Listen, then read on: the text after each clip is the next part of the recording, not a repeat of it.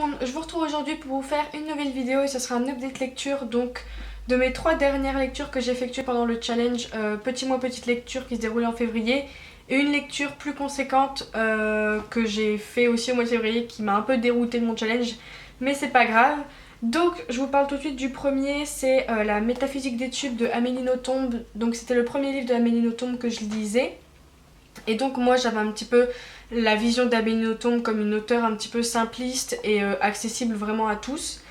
Et c'est ce que je pense aussi, la lecture était très fluide, très simple. Et j'ai bien aimé mais j'ai trouvé ça pas très crédible, très gros.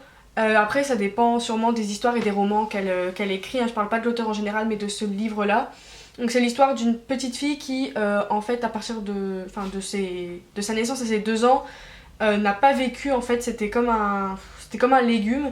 Et à partir de ses 2 ans, elle a une révélation qui la fait prendre conscience et tout ça de sa vie. En fait, à partir de 2 ans, elle réfléchit mieux philosophiquement que ma prof de philo. Enfin, j'ai envie de dire, non, donc voilà, c'était pas très crédible.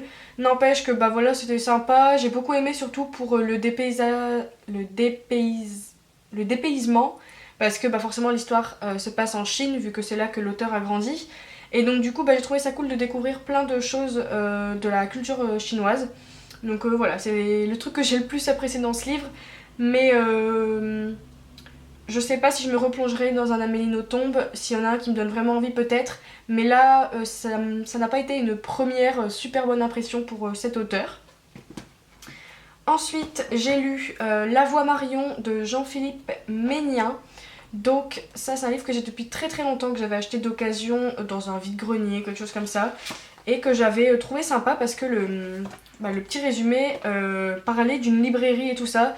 Et donc bon, j'adore les livres, j'adore la lecture, et comme un livre qui parle de librairie, forcément je l'ai pris, ça devait coûter 50 centimes ou quoi. Et je l'avais jamais lu, ce genre de livre que j'achète alors que je les connais pas, il reste 1000 ans dans ma palle.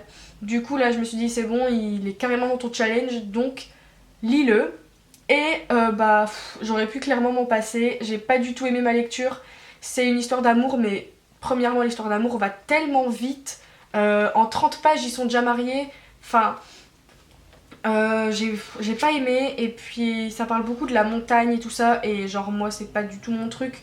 Donc forcément j'aurais dû m'en douter parce que l'histoire se passe à Chamonix, je sais pas du tout comment on dit. Et du coup j'aurais dû m'en douter, mais là c'était beaucoup trop présent.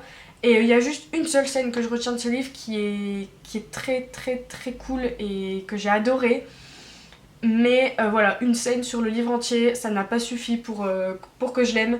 Du coup voilà, je suis un petit peu déçue, mais de toute façon j'en attendais pas des mille et des cents de ce livre, donc voilà. Ensuite j'ai lu Lettre d'une inconnue de Stéphane Zweig. Donc ce livre, j'en ai entendu parler sur beaucoup de chaînes booktube, de personnes qui l'avaient adoré, et je me suis dit voilà, ça rentre dans ton challenge, c'est 1,50€, franchement te prive pas, et vraiment il me donnait super envie. Je l'ai lu d'une traite, parce que vraiment ça se lit très très vite. Et en fait c'est l'histoire d'une femme qui va écrire une lettre à l'homme qu'elle a toujours aimé toute sa vie, mais lui il ne la connaît absolument pas. Et donc c'est l'histoire d'un amour qui est pas réciproque, et c'est très très triste, et à la fin du livre tu te dis... Enfin... tu te sens pas bien pendant quelques moments quoi. Et c'est suivi d'une nouvelle, mais je l'ai pas lue, La Ruelle au clair de lune. Ça m'intéressait pas plus. Du coup voilà, je vous le conseille vraiment vraiment. Franchement ça se lit très très vite, et je pense que c'est le genre de truc qui s'étudie facilement en cours de français au lycée.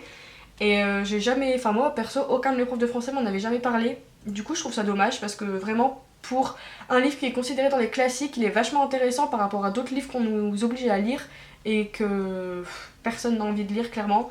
Donc voilà, je trouve ça dommage, et j'ai beaucoup aimé. Et pour finir, j'ai lu un livre que je voulais depuis très très longtemps et que j'ai enfin eu, donc c'est mon copain qui me l'a offert, donc merci beaucoup. C'est Les fiancés de l'hiver, La passe miroir, le livre 1 de Christelle Dabos. Donc il était sorti en très grand format, il était magnifique, mais c'était trop beau. Mais c'était je crois 21€, donc moi ça me fait carrément chier de mettre autant dans un livre. Et donc quand j'ai vu qu'il avait sorti en poche chez la collection Pulp Fiction de... C'est quoi comme édition ça? Gallimard Jeunesse. J'étais trop contente et puis on était à la Fnac et puis j'ai dit oh là là il est sorti et tout, tu peux me l'acheter. Et donc du coup bah, il me l'a acheté et puis je me suis lancée dedans un petit peu après. Alors il peut paraître très gros, ça peut paraître une brique, mais vraiment mais ça va trop vite, c'est trop court en fait. J'ai tellement hâte d'avoir le 2 parce que je vais pas acheter le 2 en grand format sinon bah, ça fera bizarre. Donc je vais attendre que Gallimard le sorte en petit format aussi. Donc c'est l'histoire de Ophélie qui est contraint à un espèce de mariage forcé avec un homme d'une autre arche. Donc en fait les arches, je sais pas si on voit un petit peu sur la couverture mais ça c'est une arche. C'est genre la planète elle a explosé en plein de petits morceaux de planète comme ça. Et chaque petit morceau c'est une culture différente, quelque chose de différent. Et donc on peut voyager entre arches et donc il y a Ophélie qui est mariée donc à un homme du pôle. Donc c'est genre là où il fait très très froid, c'est la cour, la noblesse, la royauté. Et genre... pourquoi je dis et genre Et donc voilà, on va suivre la fille. Ce que j'ai beaucoup aimé c'est que c'est pas le genre d'héroïne super badass, super prête à tout. Non, c'est une héroïne très discrète, à qui on peut vraiment très facilement s'identifier, même si des fois je me suis dit mais meuf te laisse pas marcher sur les pieds à ce point là quoi. Mais c'est très addictif et par contre j'ai été vraiment surprise parce que tout le livre en fait, enfin ce que nous annonce le résumé, ça va être dans le livre 2. Alors que là dans le tome 1 en fait c'est entre le début, donc quand on va savoir qu'elle va se marier, jusqu'au mariage. Et tout ce qui se passe en attendant le mariage en fait. Et moi je m'attendais pas du tout à ça, je pensais qu'elle allait se marier au début du livre et qu'ensuite on allait voir tout ce qui se passait. Mais non, pas du tout. Du coup, bah, sur le coup ça m'a un peu surprise et à chaque fois je me disais, enfin chaque fois que je finissais un chapitre je me disais putain c'est quand qu'elle se marie. Mais en fait bah du coup ça sera dans le tome 2. Et voilà, je vous le conseille vraiment vraiment et que dire de plus. Je pense que je peux dire que ça a été un coup de cœur pour moi.